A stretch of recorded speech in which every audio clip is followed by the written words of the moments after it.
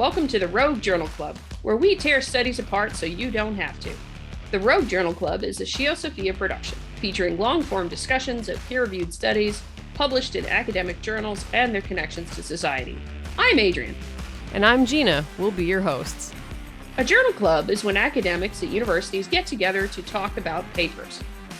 But we've gone rogue. We're going to do Journal Club our way. Join us. Today we discuss the open access article, The Effect of Gluten in Adolescents and Young Adults with Gastrointestinal Symptoms, a blinded, randomized crossover trial. The article appears in a 2022 issue of Alimentary Pharmacology and Therapeutics. The first author is Cecily Crawley.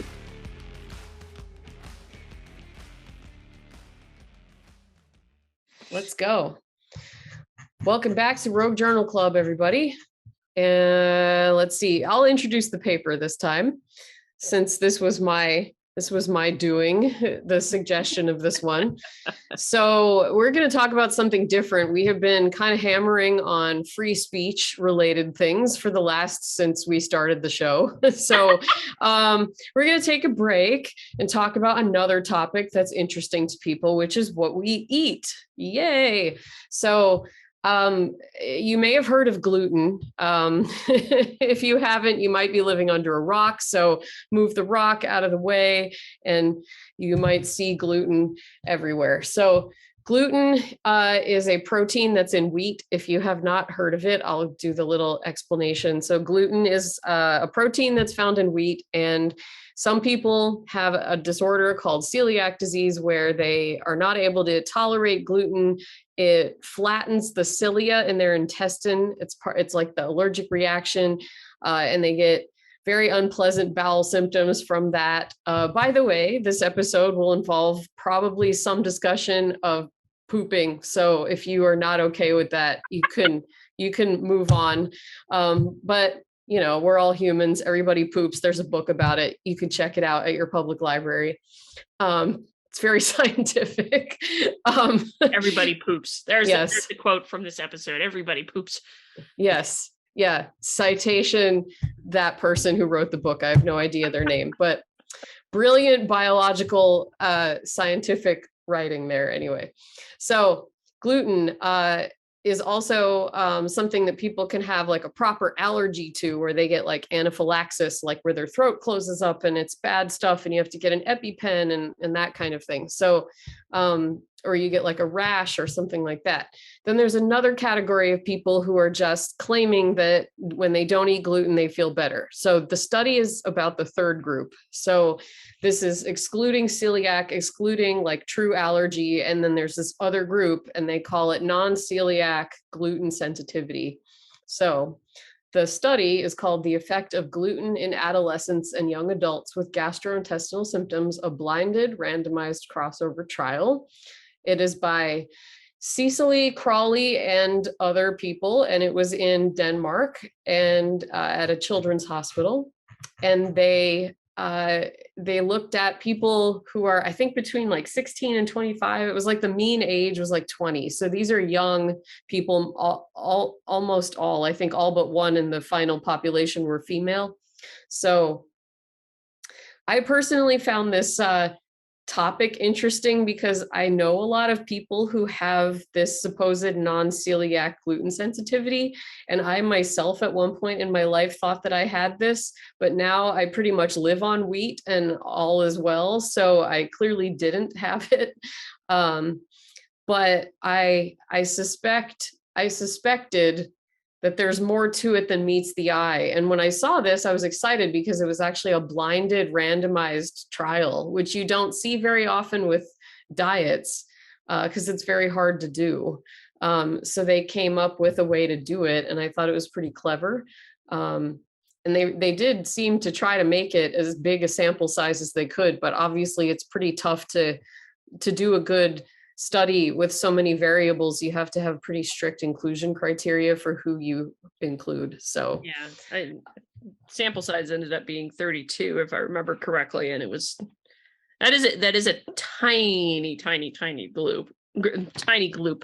Yeah, it's a tiny gloop is what it is. It's a tiny group. Yeah, and it's funny because they started with 1,200 people, I think. That was their initial sampling population. It was I'm trying to find the in the figure one they show it because it was from the Danish national birth cohort with residency in the island of Funen, which I don't think I'm pronouncing that right.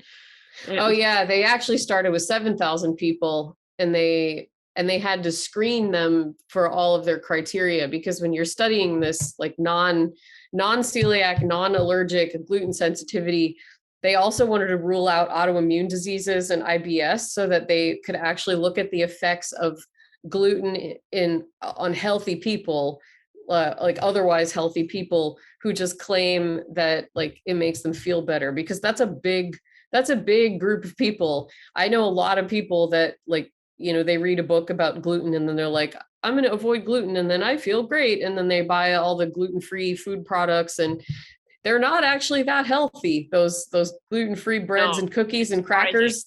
Yeah, they have a lot of fat in them and they're very low in fiber. And you need to add a lot of stuff to them to make them stick together that's not actually that nutritious. It's not like it's bad. It doesn't like hurt you, but it's not nutrient dense. So by the way, I hope you did not hear my cell phone going off just then, but I didn't. No.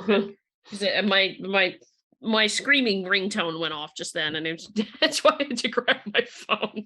Oh, like an actual scream? Yeah, no, my ringtone is a goat scream, so it's that's hilarious. It just started screaming, and it's just off camera here, and I thought it would be Mike, but I'm glad it didn't.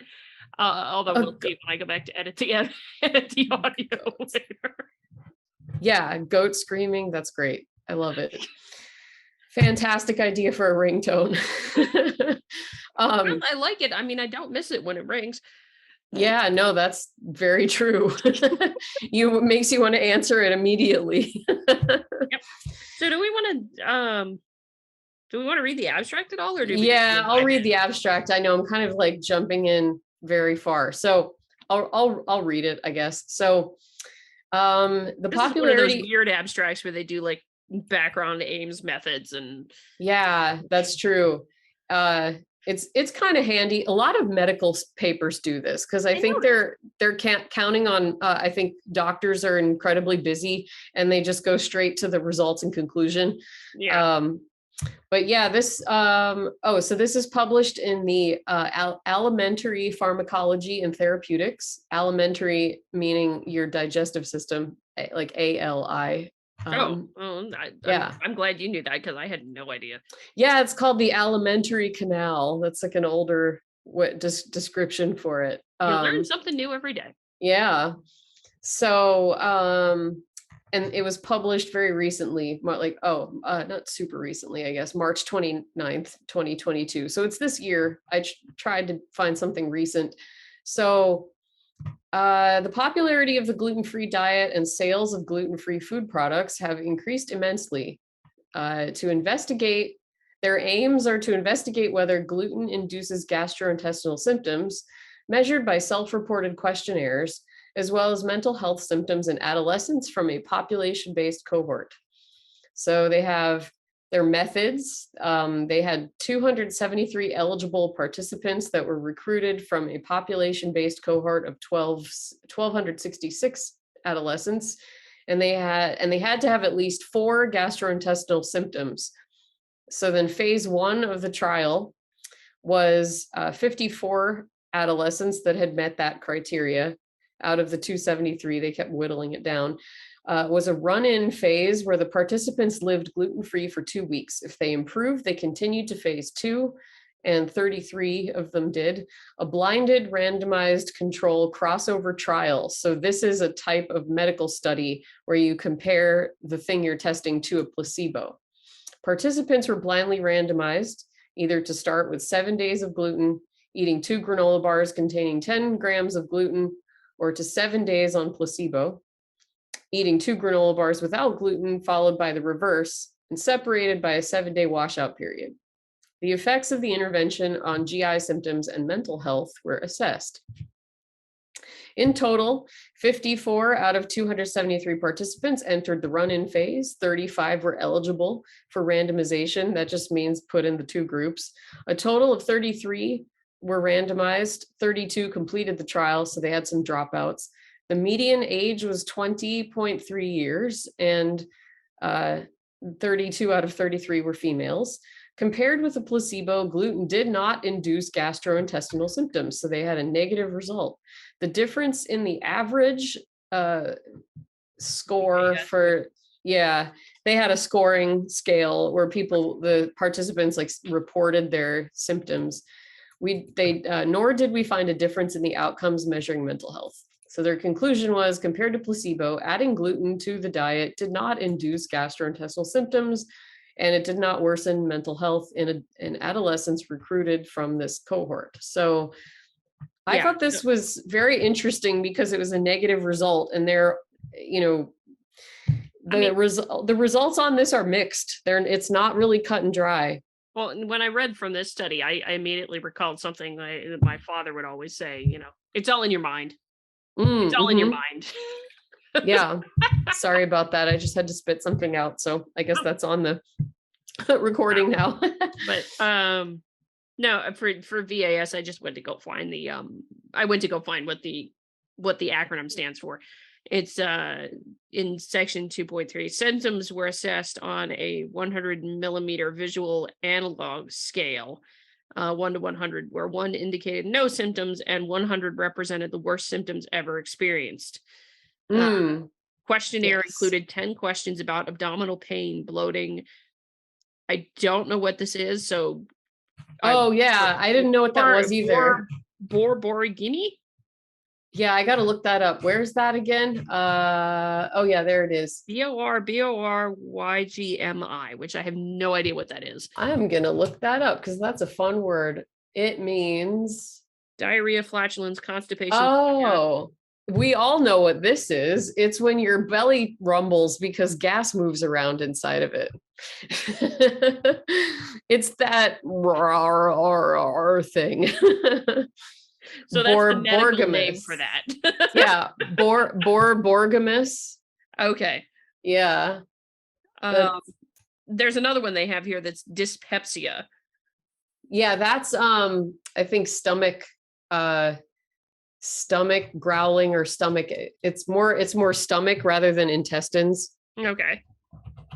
Incomplete evacuation after a toilet visit and burping, which yeah.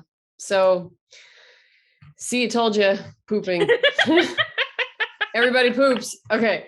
So the kind of study this was, I'm going to give a little bit of an introduction to what a double-blind placebo-controlled crossover study is.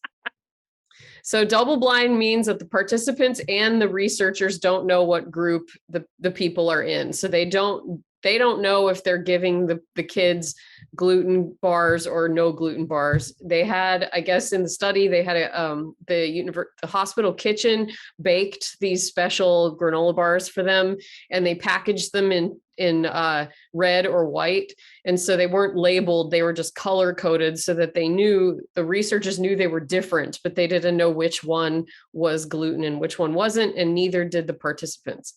So that's double blind. That's pretty easy. And then the crossover part is interesting. So I'll read a good explanation that I found for it. So rather than, this is done when you want to let both groups of people have some exposure to the treatment. Sometimes it's because of ethical reasons, like if leaving the disorder untreated is actually harming the patient in some small way, then they do this kind of thing. So rather than let one arm of such a study get worse or die, this is what they actually said. Yeah, let's not do that. One can be more fair. Yeah, right. I know, the internet. What are you going to do? One can be more fair to participants by giving some of them a course of the treatment, like of the true treatment, followed by a course of the placebo and then observe what happens. And so you're basically giving them the gluten challenge and then taking it away, but then doing the opposite with the other group. So at the end, you're able to actually see it's not perfectly symmetrical because sometimes the order does actually matter. But in this case, they kind of let that go. And I'm not sure why they might say that in the end. And I forgot if they did. But yeah, I didn't see why they did it in this particular case. But yeah, they didn't necessarily say why they did that kind of trial where they did, placebo then gluten, or gluten then placebo, or just why not just do gluten in one and placebo in the other. Though I could see it from the ethical kinds of things. I mean, like a lot of the ethics stuff comes from things like the Belmont report when it comes to human subjects research. So like, yeah, for those unfamiliar, the Belmont report was created in the 70s after the horrors of human experimentation from World War II, and in the US, the Tuskegee syphilis study, which basically treated, in both cases, people were treated horribly and when they were used as subjects of scientific research. And so the Belmont report laid out the ethics of doing research with human subjects, be it medical or social science related research stuff here. So in the US, it's the universities' institutional review boards that handle making sure that those ethics are met whenever you do research, along with different medical boards at universities for medicine related stuff. But abroad, it depends upon the country. I don't know which entities are in which countries, I think they listed it in the ethics and approval section, but those kinds of things are why we have some of the ethical things that we do with respects to research trials that involve human subjects. Yeah, it's important stuff. So I think with study designs like this, they may sometimes just say, well, we know it's never perfectly symmetrical, but it gets you close enough because we can't be more rigorous because otherwise we'd be harming patients. I think most people are like, okay with that. So yeah. And I mean, when they talk about the dropouts in here, because they did say they had a couple of people who just dropped out for their own reasons or unknown reasons. I mean, one of the things that was in the Belmont report that leads to that happening is it's a requirement of all research studies that involve human subjects to respect the autonomy of the individual making the decision. So if a participant decides, I don't want to be part of this anymore, they have the right to pull out at any particular moment for any reason or no reason at all. Yep. So, yeah, and that's one of the reasons why it can be hard. So I know that one of the things that novices tend to do when they look at research papers is look at the sample size, and that's important. The sample size super duper matters. But with medical studies, or so the field of study matters for what's a realistic sample size to get a hold of. So 33 is very small, but not for a medical study like this, something that's this complicated and expensive to do, when you basically are having people, you have to make these special granola bars, you have to draw blood, you have to follow them. So there's people that are salaried professionals that have to meet with them. They all met with a dietitian. So these studies are very expensive to do. Oh, yeah. So getting the sample size up, like if this was 100 or 200 people or something, it would have been very expensive and potentially unwieldy. So it depends on the facility. It depends on the resources. And sometimes it just depends on the study design. So if you have your sample size really, really big, that sacrifices rigor in your study design in other ways. So it makes it harder to do really complicated things that give you really robust results. But then when you do small sample sizes, you can do a lot of cool stuff and ask a lot of really good questions and drill down to the details, but then then it's not scalable. So, right. So when you see a study and, oh my God, the sample size was only 10 people, look at what they actually had to do. And that might determine whether 10 is reasonable or not. Yeah. So, I mean, this is not this is a good sample size for a study like this, where you're talking about something that, for one thing, had so many factors because you want people who don't have celiac but are claiming they are gluten sensitive, or and also you want kids at the same time effectively, which is a whole other ethics thing to do any research with children, because they technically don't have, if you go by the Belmont report, kids don't have the ability to consent, although in this case they would, because a lot of them are past the age of majority. When you're talking about, they're all older than 18, it seems, so they would be able to consent for themselves legally.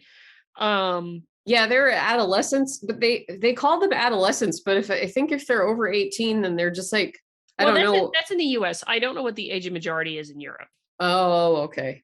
Maybe so. It may be 21 in Europe, in which case they'd all be underage and their parents would be, granting the informed consent for them. Yeah.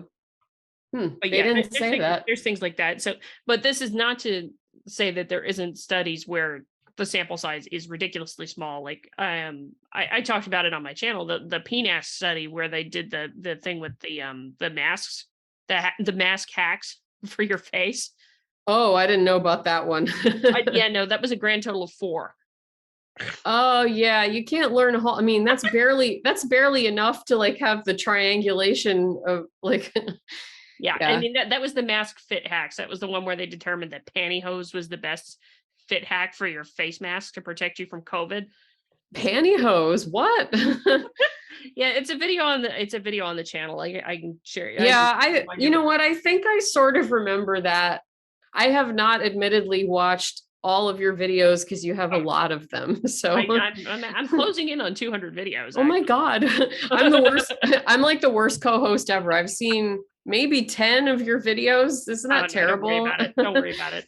I've been as busy as I can be given everything else going on. But yeah, like that sample size of 4 for the fit hacks thing was wildly inappropriate. And I'm amazed it was published in PNAS of all places, the Proceedings of the National Academy of Sciences, for those who don't know.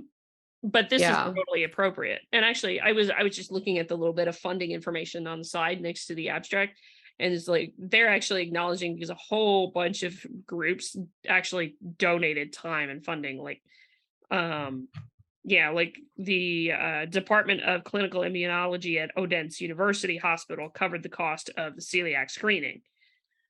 Oh wow. Yeah, so those lab things are not, they're not trivial to measure. I have to look at what they actually tested, because it's cool, it's interesting, and I think I understood what in general what a lot of it is. Okay, let's see. I'm trying to find it now. Not questionnaires, the blood tests that they had to do. Participants, there we go. The criterion for inclusion in the present study was more than 3 gastrointestinal symptoms and normal values of tissue transglutaminase and total IgA to exclude celiac disease. So tissue transglutaminase is the enzyme that is supposed to break down gluten. Right. And then IgA is the immunoglobulin. So it's the immune molecule that reacts to the gluten. So okay. I'm pretty sure that's what those are. And those are not trivial tests to do.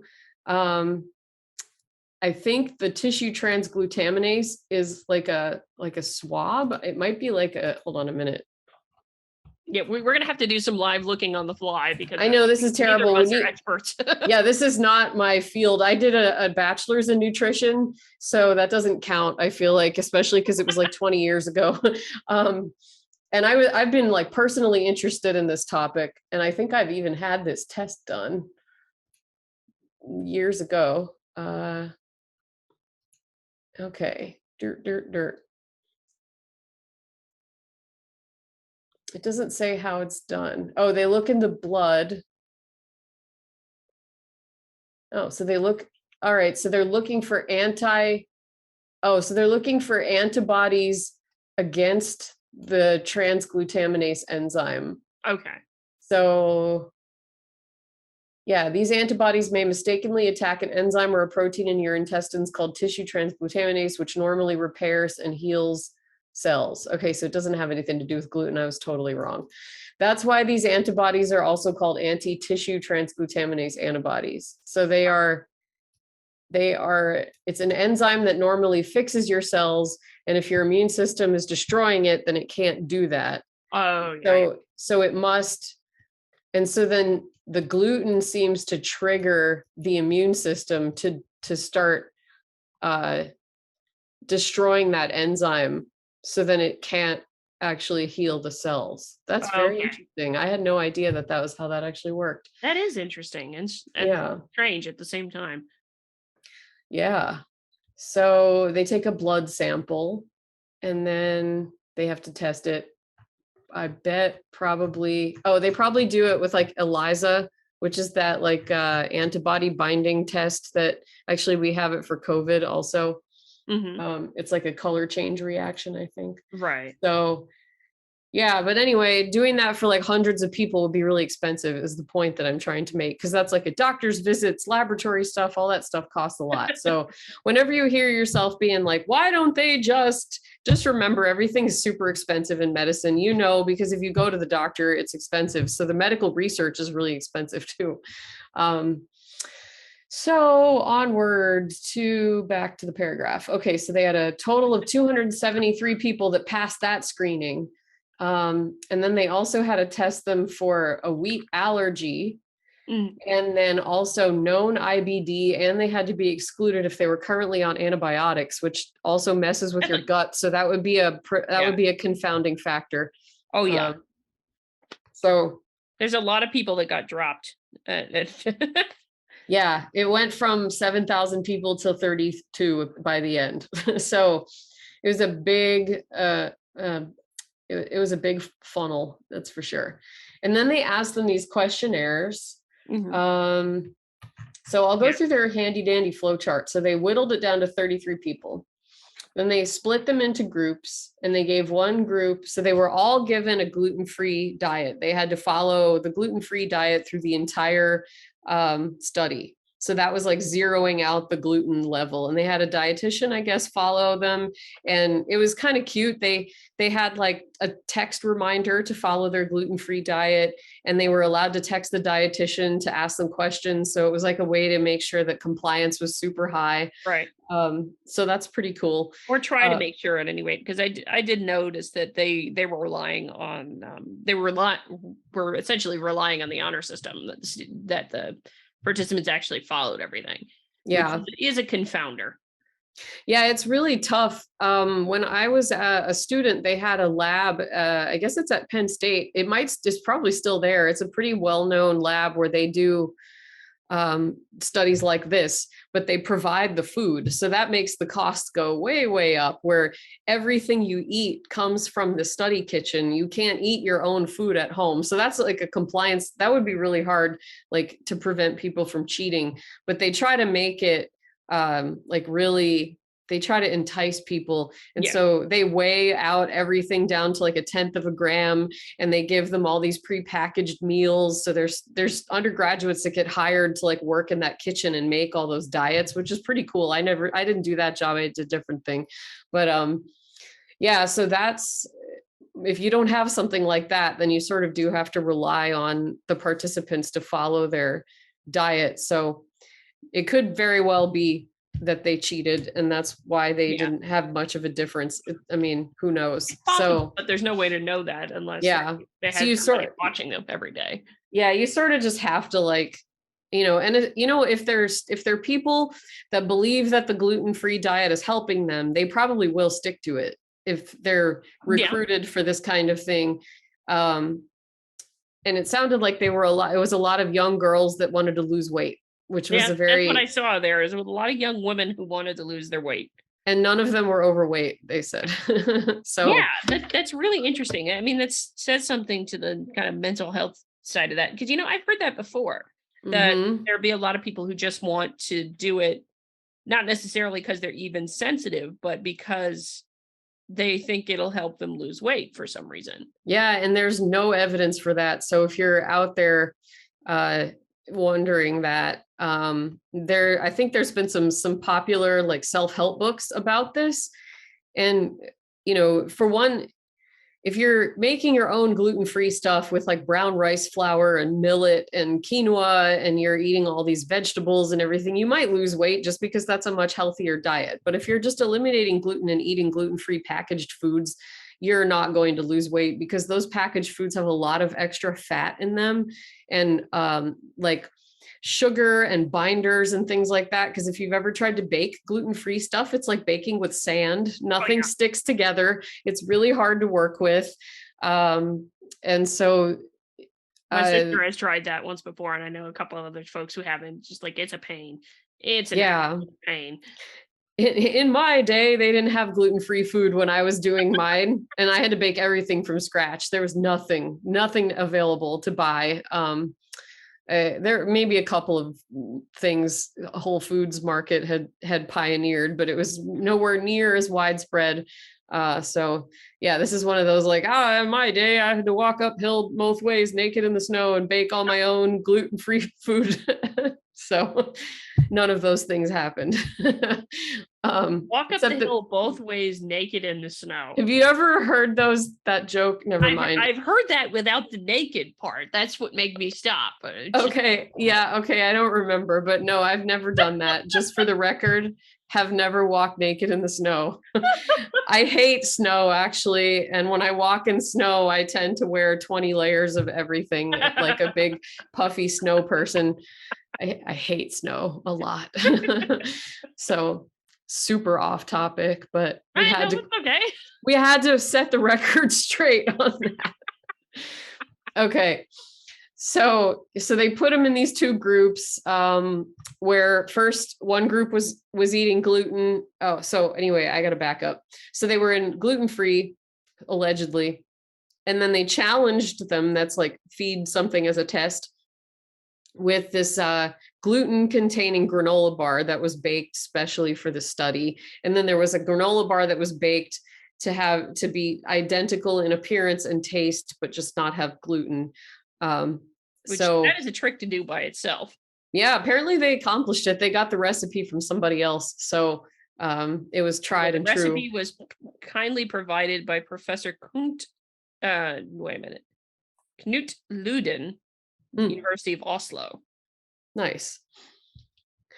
Yeah, so they zero out the gluten, and then they give the first group some gluten granola bars. They have to eat 2 of them a day.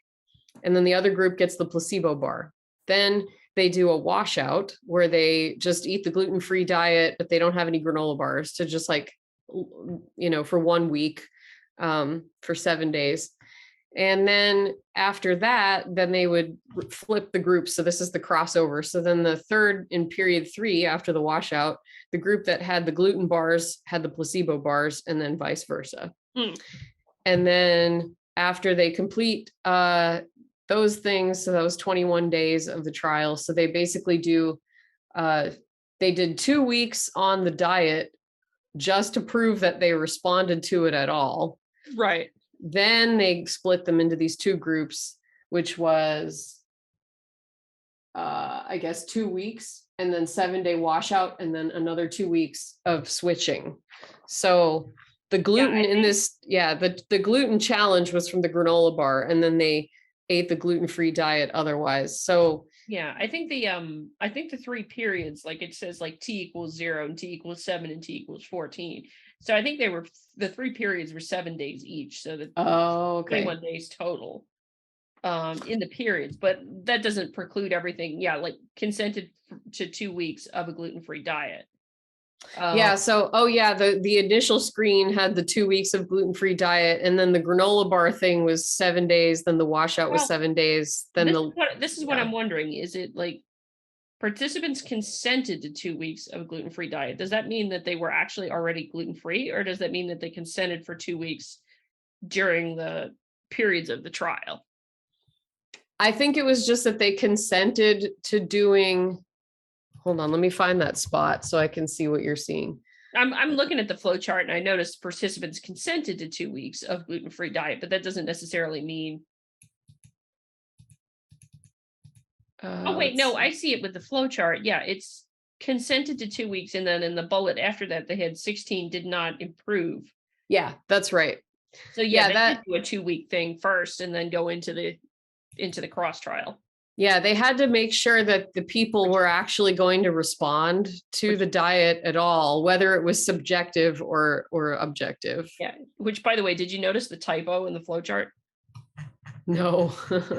Where does it say? 16 did not improve. Oh, really? Wait, where? Improve. You had an extra Yeah. O in there. It makes it Yeah. longer. Yeah, so your brain has to pronounce it like that. It's required. 16 did not improve on the trial. And they needed to have a greater than 25% improvement in symptoms based on some subjective scale. So Well, no, it wasn't a subjective scale. I think they were using that that VAS thing.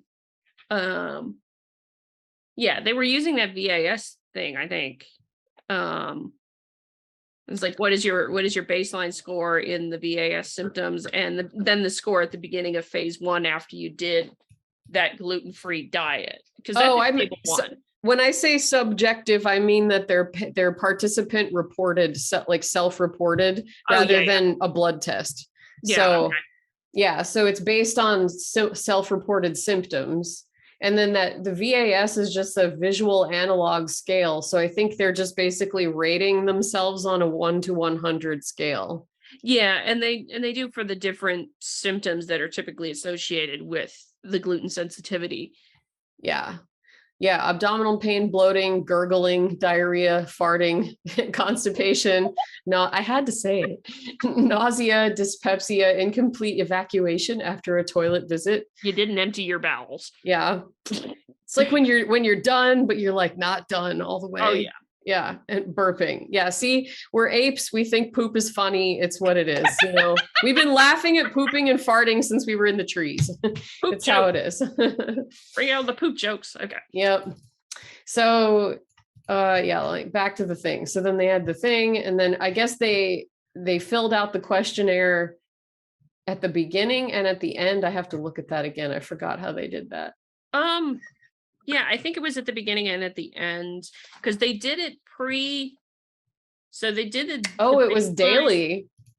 It was actually daily. Oh. Gastrointestinal symptoms were recorded on day 1 and day 13 during that 2-week phase 1 thing, and then daily during the randomized trial. So that's a lot. Oh, wow. Okay. So gastrointestinal symptoms are measured. Okay, so they recorded them every day. The 10 symptoms, and then they also looked at mental health, which were these scales that I've never heard of, because I think I've never heard of them before either. We use different ones in the US, so maybe these are just ones that are popular over there. So they asked them that. What is it? There's mental health was the short form 36, and the Warwick-Edinburgh mental well-being scale. In phase 1, we also asked 18 questions about body perception. The questions were identical to questions from the 11 years follow-up in the Danish national birth cohort. So they follow their people a lot and measure stuff about them. Yeah, they try to make some longitudinal studies, I think. Oh, I see how they were able to do it daily. They texted the participants, and then they had to respond to the text. So that's very clever. I wonder, so I had a job when I was in undergrad where I had to call people on the phone and ask them what they ate the day before for studies.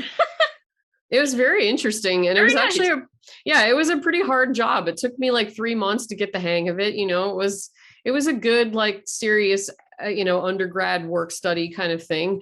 And I think they would have loved to have texting, because back then it was just a phone. Like cell phones were not even really commonly used yet at that point. I think that was 2003 that I did that. So there were phones, there were definitely cell phones, but they were not as cool as the phones we have now. They couldn't do anything. No. I remember that from when that was right around when I graduated high school. It was 2004. So it was just like, we had cell phones, but it sure as heck wasn't what it was now. Wasn't what it is now. There we go. Yeah, I was like a little call center chick. I had like the headset with the thing, and I was like, "What did you have for breakfast?" Do typity type. It was very cool. And And that software they had, I would have killed for that. It was like $6,000 software or something for research, but it had like every food imaginable in it. So you'd type this list and like, so you'd type like coffee, egg, biscuit, whatever. And then it would search your strings, and then it would pull up, and then you pick the amount, and it would calculate like all the nutrients that were in that thing you ate based just off of your search string and your amount. And you would have to, the hard part was like helping people over the phone estimate the quantity. That was the toughest part. Where I'd say, oh, well, how much, I had a cup of coffee. I'm like, well, how much is a cup? And then they're like, oh, a big mug. I'm like, okay, so that's actually 3 cups or whatever it was, all that kind of stuff. So that was what was hard about it. But man, that was super useful. I used to sneak in there and enter my homemade recipes into the program to get like the nutrient information. So nice. Yeah. So then they had. I have no idea what FODMAPs are. I notes here that I had is like, what the heck is a FODMAP? It is a type of starch. So FODMAPs, this is really interesting. And they mentioned it in the background, I think, in the paper, or maybe it was in the conclusion. So a FODMAP stands for fermentable oligosaccharides, disaccharides, monosaccharides, and polyols. So they are short chain carbohydrates that tend to be poorly absorbed in the intestine, and bacteria that live in your gut eat them. Right. They like them a lot. So, and inulin, if you've ever seen that in an ingredients list, that's a FODMAP. It's a starch. And yeah, so a lot of foods we really like a lot have a lot of FODMAPs in them. So, and it's also something that's common in foods that also have gluten. Like there's a lot of FODMAPs in wheat. So when you reduce gluten, you also inadvertently reduce FODMAPs. And so that's like one of the open questions in this field is like, is the explanation behind the FODMAP? Yeah, exactly. Is the explanation, is it that? And so there's an app that you can get called the FODMAP app. And it was developed by some medical school. I forget where, but they're like a well-known medical school. And they make it so you can plan a FODMAP, like a low FODMAP diet. There's a test you can get done where you eat like some sugar water, and then you blow into a bag every half hour, and it measures the gases that come out of you, like how much hydrogen, how much CO2, like all the different things you're exhaling. And it can tell you, which kind of FODMAP you're sensitive to. And then you can use the app to like figure out how to eliminate it from your diet. It's pretty cool. So I have had that test done before. It's a long day. You have to sit there for like 8 hours, and it's no fun. But yeah, it's a very restrictive eating plan, but so is being gluten-free. So yeah, I think there's an open question is it the gluten causing it, or is it the FODMAPs? So their bar in the study was like low in FODMAPs, I think, just to try to rule out that as an influence. Well, and I mean, they may have inadvertently found out, from the negative result that you mentioned before, they may have inadvertently found out that, oh, maybe it's not the gluten. Yeah, because if the gluten-free bar was low in FODMAPs when they challenged with gluten and the people felt fine, it was possibly because that was not the offending compound. So so it's really, these kinds of trials are very hard to do. And so it's exciting when one of them comes out. So it's, I have personal opinions about the gluten-free, the non-celiac gluten-free thing. And they mentioned at the beginning, they had a statistic that I thought was actually quite surprising given my personal experiences. So survey-based studies show that those following a gluten-free diet are more likely to be female, well-educated, and younger than 50. And I was surprised by that because all of the people that I know now who are in the non-celiac gluten sensitivity club are all over 50. They are women, and they predominantly have also trauma, like psychological trauma and autoimmune issues. So interesting.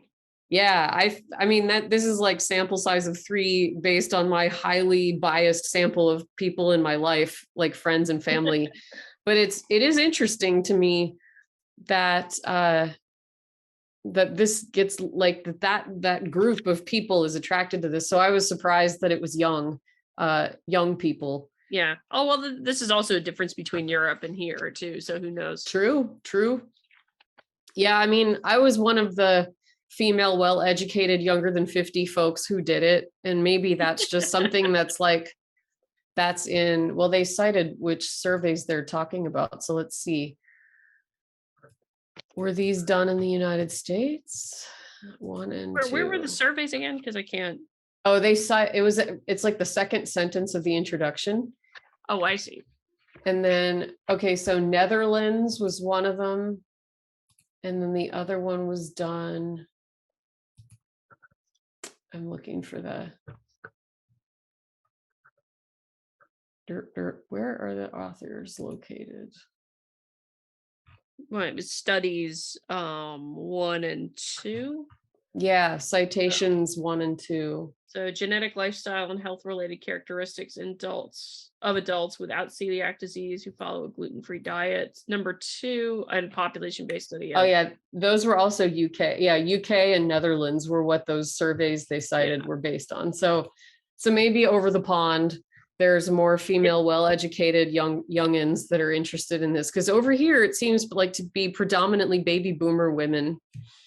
Those are my people. We'll have to see. There's nothing in there about US stuff. So it tell for sure. Yeah.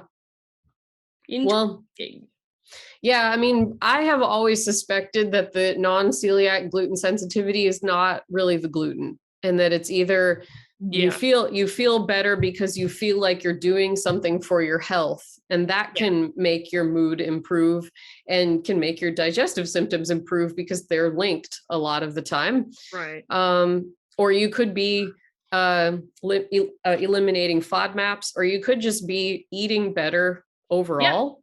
Yeah. That's distinctly possible, because it's really just hard to tease apart, what is actually making me feel better. Yep.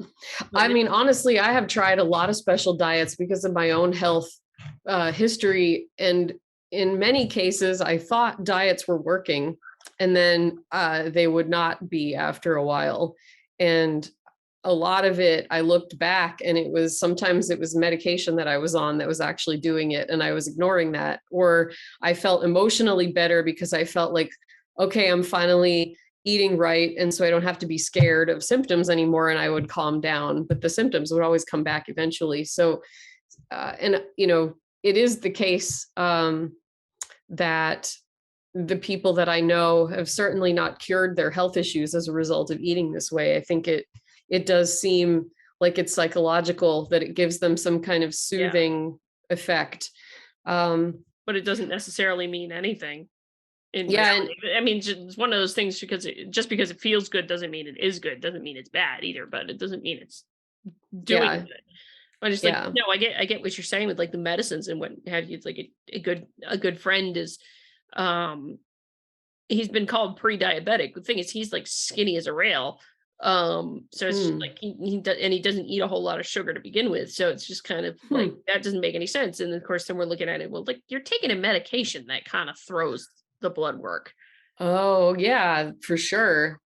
So I mean, get yourself off of that medication, you'll probably be fine. So yeah, steroids can cause diabetes. My cat that I was giving insulin to before we started the show actually has diabetes that was caused by steroids from treating IBD. So it can totally happen. When I was on prednisone for my condition, they had to stick me in the finger for the glucose test every day. And I was like, man, I have mad respect for diabetics. That was very unpleasant. Like for 3 weeks, I had to do that. I couldn't imagine doing it every day for my whole life. It would be a nightmare. So, although that's getting better for people with, like, if you have the Dexcom thing or something like that, because I do know a couple of folks who are diabetic who have the Dexcom thing now. And okay. Beep, done and on your way. Is it like it's like a needle that's in them all the time? Yeah, it's a little pad that's like in your arm instead of in your finger, and you just hold your phone up to it, and it's a signal to your phone of what your glucose levels are. That's cool. Yeah, man. This Yeah, is not an medicine- endorsement of Dexcom, by the way. It's just something I know about from other Yeah. by the way. But if they'd like to give us money, we'll happily accept it. I'm just kidding. But yeah, I think in terms of like the results of the study, it's probably table 3 that really just tells the whole Mhm. story of their negative result. Yeah, I'm going to try to find table 3 because I thought that was very helpful at the end. Yeah, that's the one that really seals it with the text. And of course, the figure right below it, figure 2, is another one. They just that just seals it right there. It makes it very obvious that there wasn't actually any difference because of the gluten. And I'm assuming you'll link this article in the video description, Yes. but it's open source, open access. So you can see all of the stuff we're talking about as we should have said that at the beginning. So you can we'll follow along. Yeah. Yeah. When you do your little intro, mention it in the beginning. So, basically it could be that the kids cheated on their diets. That's entirely possible. It could be, let's see. They had a couple of things. I'm trying to find their limitations. Okay. So they did not clinically control the gluten-free diet by measuring gluten peptides in urine to like prove that they really weren't eating gluten. Or administering food frequency questionnaires where you actually ask the kids what they specifically ate, like that job that I had where I had to call people. Right. That's another way that you can measure diets. The 24-hour recall is what that's called in the business. And then food frequency questionnaires are another way where you have them fill it out, what they ate every day, like keeping a food journal. And so they didn't want to ask them to do that. And I totally respect that because that's very tedious and it's hard enough probably to get them to follow the diet, getting them to follow the questionnaire. It would probably take away from compliance to the diet because you only have so much energy in your head, especially when you're young, to like manage all of that stuff. Yeah. That's a lot. So they didn't do that. Yeah. They didn't assess formally for ulcers or IBS.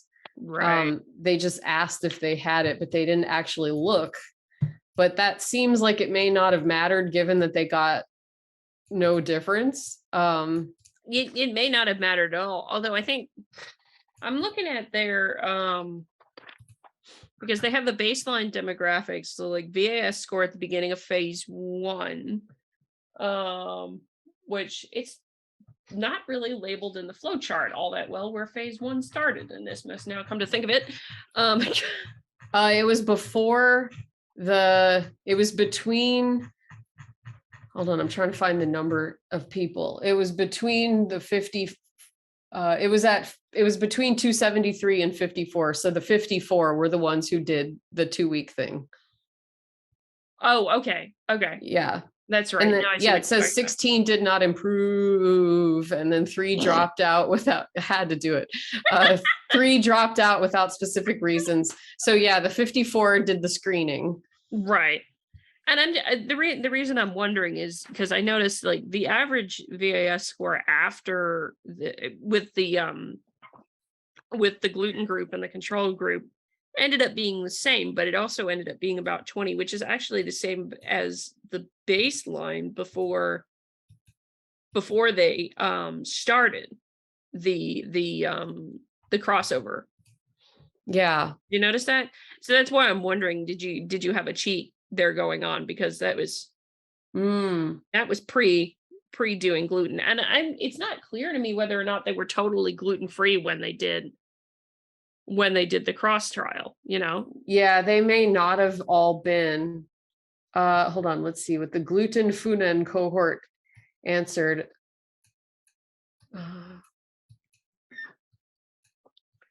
So yeah, because that's not what's clear to that's what's not clear to me is whether or not during that randomized controlled trial they were gluten-free, with the exception of whether or not they got the granola bars, which would be a very clean experimental setup if that's the case. But yeah, I have to look. Well, they had the 2 weeks. Okay. It says here the participants followed a strict gluten-free diet throughout the entire trial. Yeah, that's so they true. Had to. Okay. Yeah, beforehand, like before the study, I don't know if all of them had been following a gluten-free diet, right, necessarily. But this, But the fact that it's that low again does make me wonder, did you cheat? Yeah, let me look. Although then again, it also could be the psychology thing, Oh yeah, it's interesting that it drops during the washout. When I saw that, I thought that it was the psychology, because it was like, oh, I'm not getting the special granola bar anymore. Yeah. And so they probably. Oh yeah, I didn't see that. I didn't see what you're talking about, because that's the kind of mind game thing right there where you're. Yeah, the washout, I think is there's a definite psychological effect during that in between part. But what were you saying about the drop? Maybe I thought you were talking about that. Well, no, what struck me was I was thinking about it from the fact that in the table 1, the baseline demographics, they show the VAS symptom score at baseline, which is 19, 21, and 21. Mm-hmm. And then they show it at the beginning of phase 1, which was that gluten-free diet thing that they just started. It was before they started the randomized section, and that's in the 50s, which is presumably, if I'm I see. Am I correct in the interpretation that it's presumably better to have a higher number? No, higher is worse, because that means your symptoms are high on the discomfort scale. Okay, thank you. Yeah, I had it backwards in my head. Yeah, so it was higher at the beginning of phase 1. If it was higher than before then that actually may make some sense, because it was higher before they started going totally gluten-free in the trial. Yeah, so even being on any kind of special diet can make you think there's an improvement. Right. So but that's okay. Then that makes sense to me. Then in the controlled experimental space, that the numbers would be generally lower and closer to the baseline to begin with, I think. Yeah, they said this actually somewhere in the paper. I have to find it because I remember reading it. Yeah, okay. So they said in phase 1, the non-blinded part, most of the participants had an improvement in their GI symptoms on the gluten-free diet. However, in phase 2, when the study was blinded, we were not able to reproduce the findings. Right. So that's in section 5.2. Okay. That's helpful. Yeah, so that's kind of a smoking gun to me, unless they can point out some kind of confounding factor. I think this is a pretty good study that you could do on this kind of thing. Like they controlled for as much as they could afford to control. So overall, I think this is a well done study. I do have very strong doubts that most of the people who think they're gluten intolerant actually are. Yeah. And that seemed in my head like a much more controversial thing to say. And I don't know what the viewers of this or listeners of this show will think of my opinion on that. But almost everybody that I know I know someone who actually has celiac, and it is as bad as my ulcerative colitis was. Like, it is definitely not in her head. It's very intent. It's very intense.